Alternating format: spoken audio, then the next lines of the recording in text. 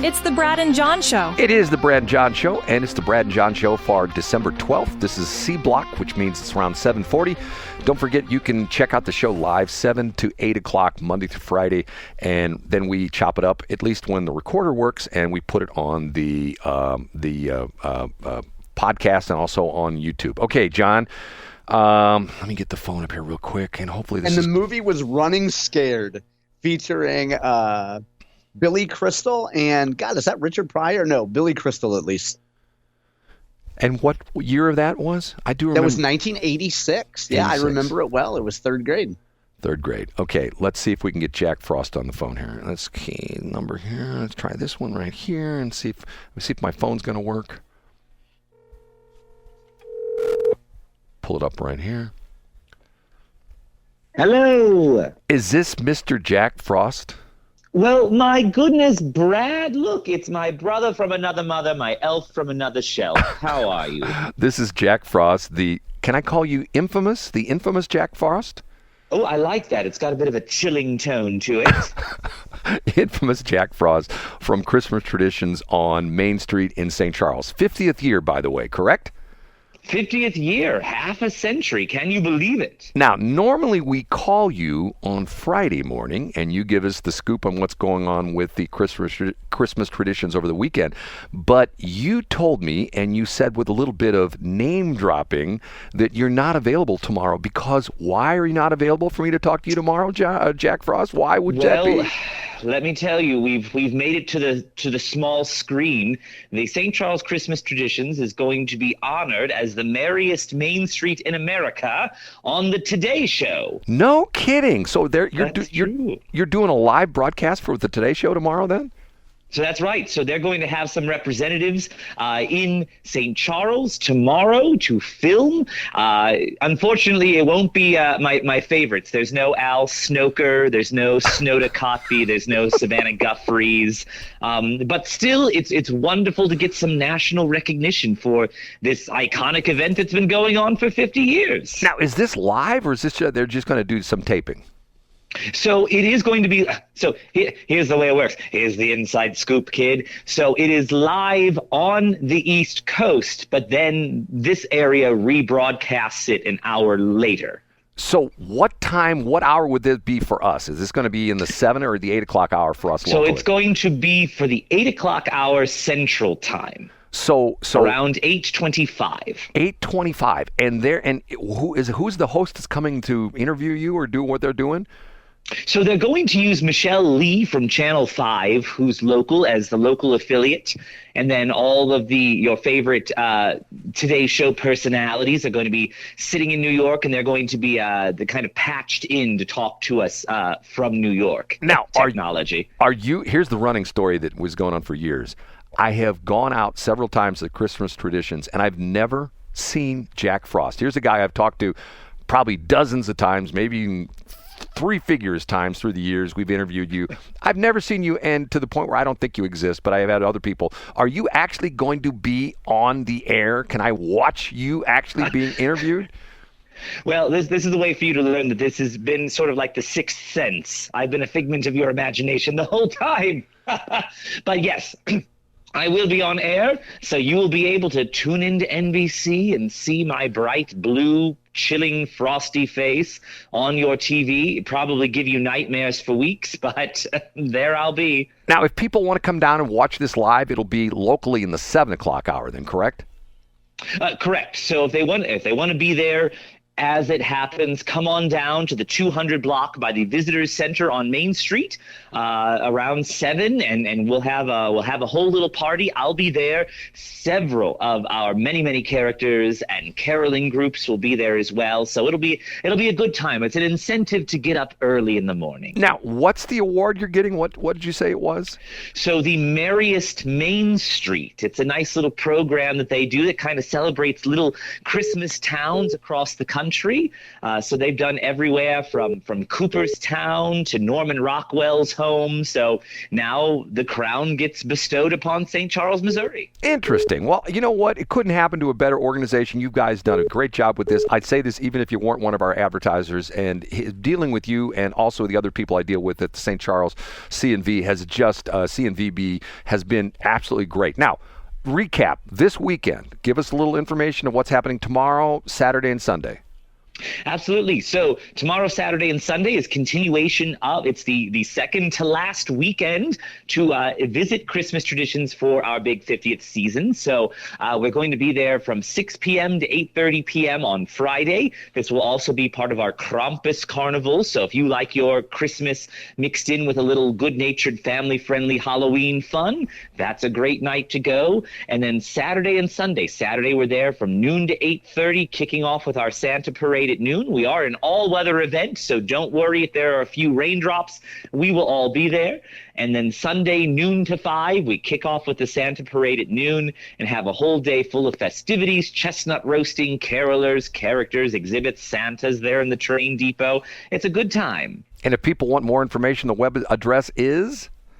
Absolutely. stcharleschristmas.com, stcharleschristmas.com. Jack, I'm really excited for you. I think this is going to be great for you and the area and the whole bit. And, you know, sometimes our area doesn't get the national publicity. I think this is great that it's going to be a positive thing with positive things going on, especially in St. Charles and in the Westplex. Absolutely. Well, we're very excited about it, and we hope to make everybody proud. Jack, I appreciate it. We'll talk to you a week from tomorrow. How's that? Sounds like a plan. Season's freezings, Brad. Okay, bye. That guy's incredible. Did you hear all the names he gave? I like Al Snoker. Yeah, That's a good one. and what gut instead of gut three, it was gut freeze. Yeah. Okay. Did you hear my phone beeping when I was on the air there? Did you hear I was getting a call? Yeah. Do you know whose name came up in caller ID? Give me the initials and I'll tell you exactly who it is. MM.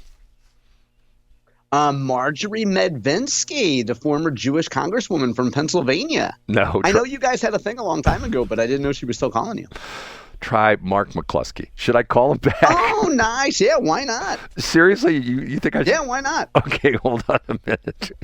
Here. Hey, hold on. Think about what you're going to ask him instead of just trying to freewheel it. Like, what do you plan to ask him about? Well, I want to always calling me. Remember, we called him a couple of weeks ago, and he never called us back. And he's gonna ask you what you want, and you're gonna say, I don't know. Well, here, I'll call and see what happens. Once again, I have a phone. I have a pen. Hi, Brad.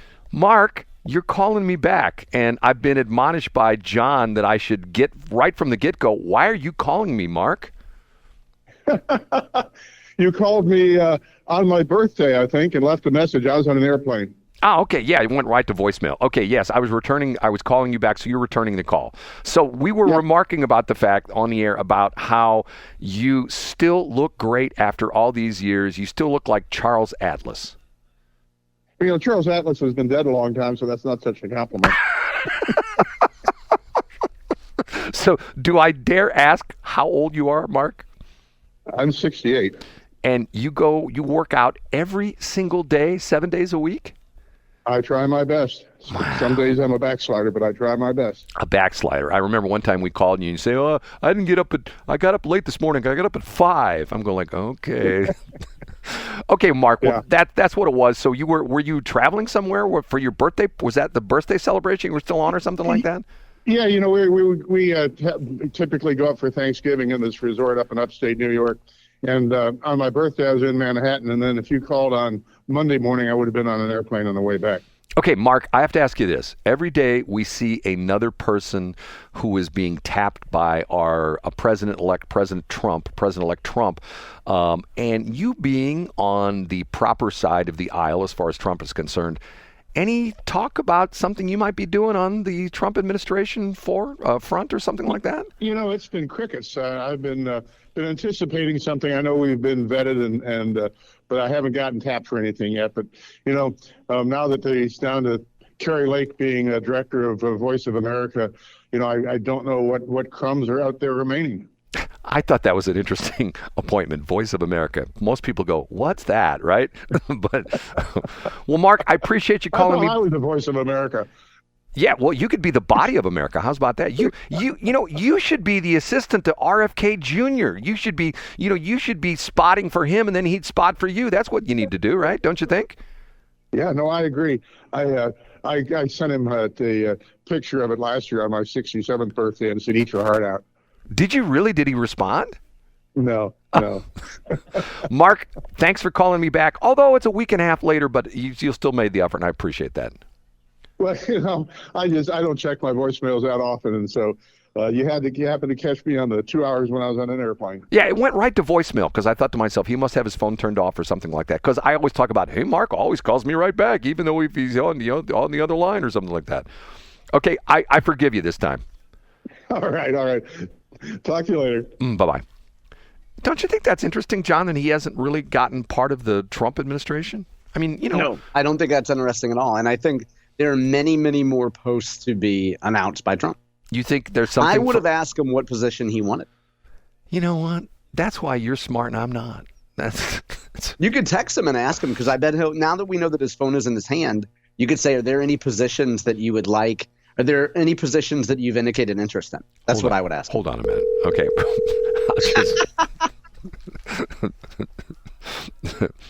Hello? Okay, after we got off the air, John Combest, I do the show with John, and unfortunately he can't talk directly due to technical malfunctions.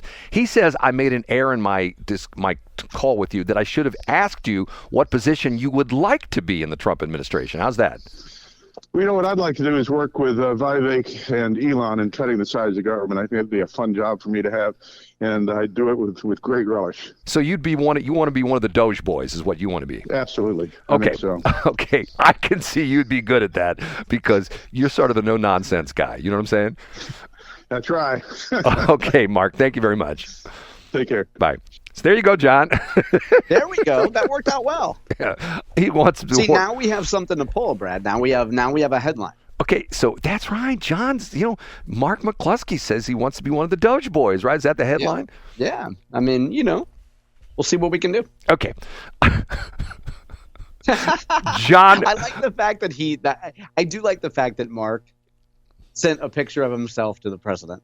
I do like that. That's cool. See, this is what I like about. I know you make fun of me when I say things like this. This is why I like guys like Mark McCloskey, is because he's like, even though some people go, oh, the guy's sort of out there. You go back to the whole thing how he became a prominence with him and his wife. To me, he's an interesting person that makes the world much more fascinating to me. You know what I'm saying? He's one of those. And I think the fact that, let me interrupt. I think the fact that, and I know that I give him a hard time on here, but many people look up to Mark, and what he did in 2020, we should never forget. Like, there's a lot of people who rightly look at him and say, you're dang right. It's time for Americans to stand up for what's right. I think he's great. Exactly. And to the point where he didn't back down, and he ultimately, at one point in time, him and his wife both get their law license suspended? Yeah, I think so. I mean, he definitely paid personal price for taking a stand. There's no question about that. Exactly. Okay. Last thing before we finish up. There's something going on. Are you familiar with the Missouri History Museum, their website, mohistory.org? Have you ever watched this before? No, I don't remember going, no. Okay, there's an interesting story that I found yesterday, and it's called Seeing is Believing, the Army's Ghost Army Visual Deception. Are you familiar with this in World War II? No, huh? There was a whole division, not a whole division, but there are a couple different brigades, or whatever you want to call it, that their job was essentially to fool the Germans into thinking they had tanks and things like that they didn't have. And a lot of them were blow-up tanks and things like that. And what they did was, the article goes on to talk about, they hired people from art schools. And one of the guys who work, and once again, these people were, and at the time, you think about it now, everybody's into, mossy oak and camo. Everybody's a hunter. There's all these different camo patterns. But back in World War II, camouflage was essentially relatively new. And they taught the theory of camouflage, and they taught the theory of deception. And they hired a bunch of artists from various colleges and things like that. And the one name that stuck out with me, I thought to myself, that can't be the same guy guy. They talked about one of the art students they hired from one of the colleges he was going and working on his art degree was Bill Blass. Does that name ring a bell to you? Was he a Major League Baseball player? No. You don't know who Bill Oh, Blass that's is? Steve Blass. No. No, I don't know Bill Blass. Bill Blass, and it's sort of long forgotten, but Bill Blass became a very prominent fashion designer and had his own line of clothing and things like that. And this guy in World War II was essentially working for the Army in combat zones in Europe, making fake tanks, fake jeeps, fake artillery pieces. And this was what he was doing. Anyway, the St. Louis Art Museum has this thing going on. I believe it's at the Veterans Memorial. Did I say St. Louis Art Museum? I said the St. Louis History Museum. You said the History Museum, yeah. The History Museum. They're having this, and it's one of the things, I want to go see this because I remember my dad talking about this. They would literally have blow-up tanks.